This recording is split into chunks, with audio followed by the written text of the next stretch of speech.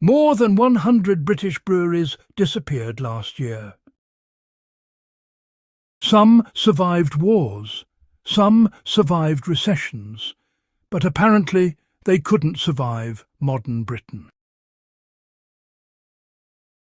Because this isn't just about beer, it's about local pubs, communities, jobs, memories, first pints, football nights, funeral wakes, and parts of British culture quietly disappearing.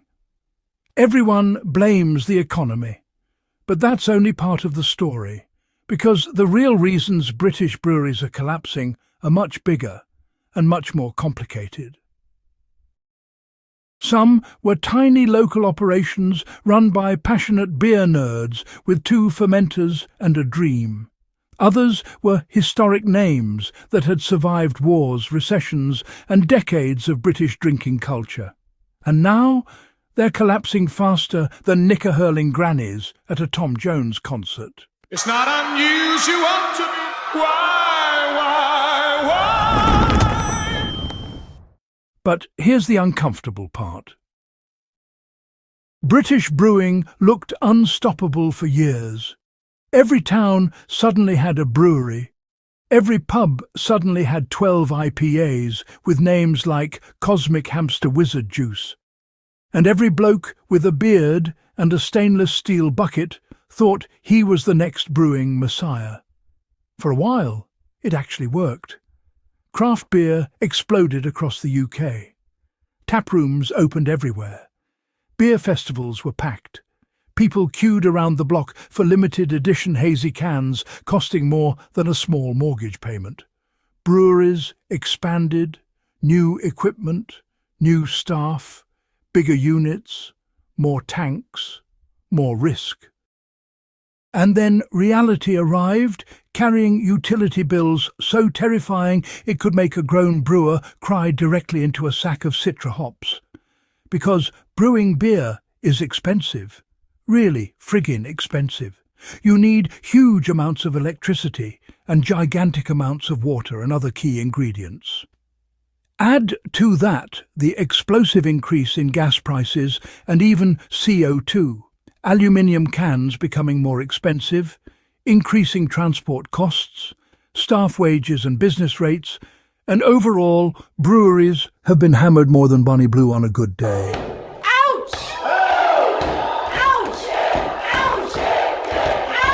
And pubs themselves started struggling too, which is a massive problem. Because breweries need pubs to buy the beer, and pubs need people with enough spare money to actually leave the house and buy a pint. Right now, a lot of people are skint, and beer is one of the first things many people cut back on. Especially younger drinkers. Gen Z drinks less alcohol than previous generations. Say what? That's not even really debated anymore. Some people are choosing alcohol-free beer. Others are focused on fitness, mental health, wellness, or simply saving money. And honestly, when a night out can cost the same as financing a small family hatchback, you can kind of understand it. A 4-pack from Tesco now competes against Netflix, Deliveroo, gym memberships, rising rent, fuel prices, and every other financial kick in the teeth that modern life throws at people. And supermarkets have completely changed the game. Large retailers can pressure breweries into razor-thin margins.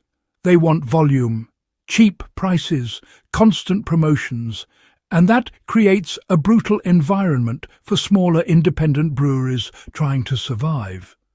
Because consumers say they want independent beer, but many still buy whatever's on offer for £6.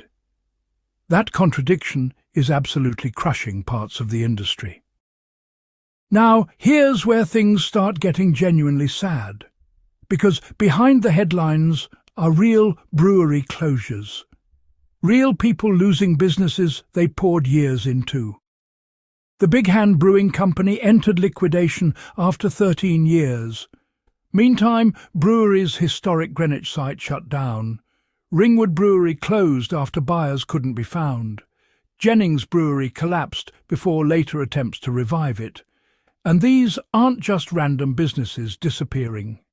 These breweries were part of local identity, part of communities, part of pub culture.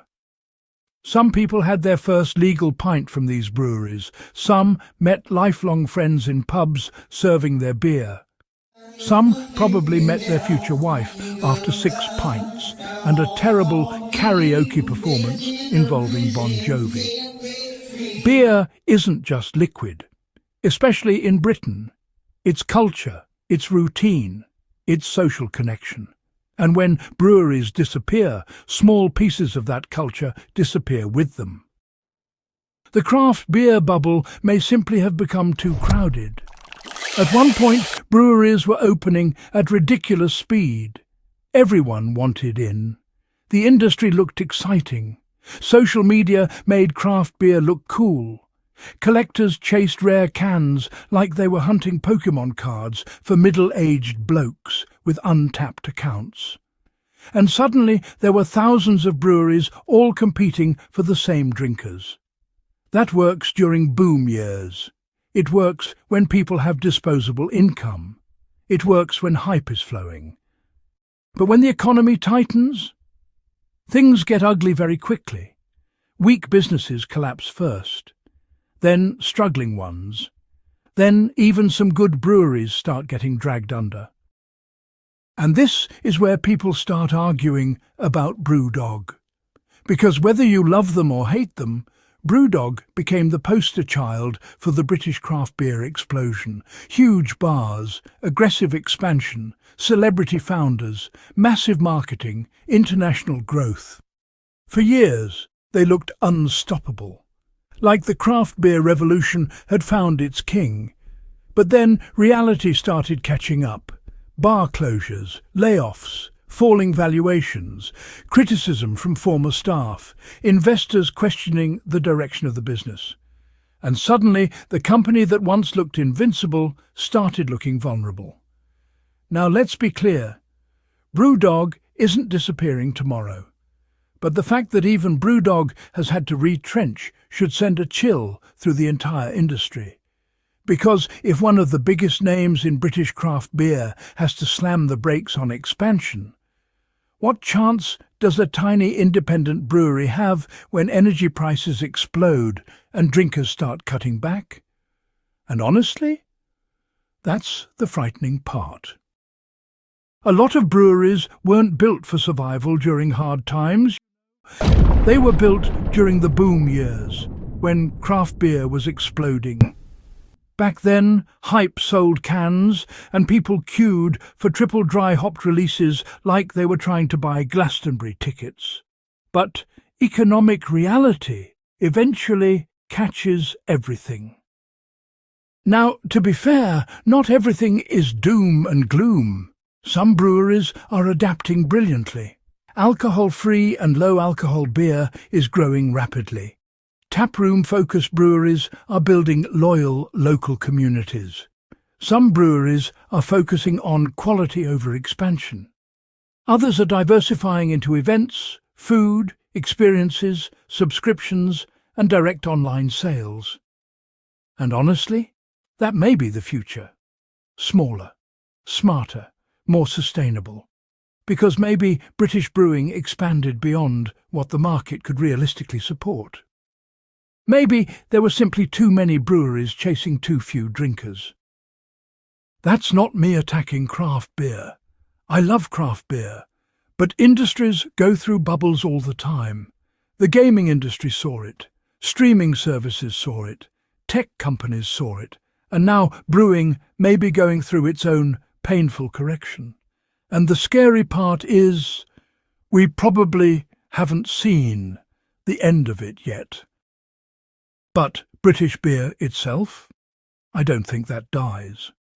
Britain has been obsessed with beer for centuries. That culture runs too deep. What's changing is the business around it. The way people drink, the way breweries survive, the way pubs operate, the way younger generations view alcohol. British brewing isn't necessarily dying. But it is changing, fast, and some breweries simply won't survive long enough to see what comes next. So I want to know what you think. Have brewery prices become too high? Are supermarkets killing independent beer? Are alcohol-free and low-alcohol beers part of the future? Or has the craft beer industry simply become too crowded for its own good? Let me know in the comments. And if there's a brewery near you that deserves support, mention them below as well. Because once these breweries are gone, they usually don't come back.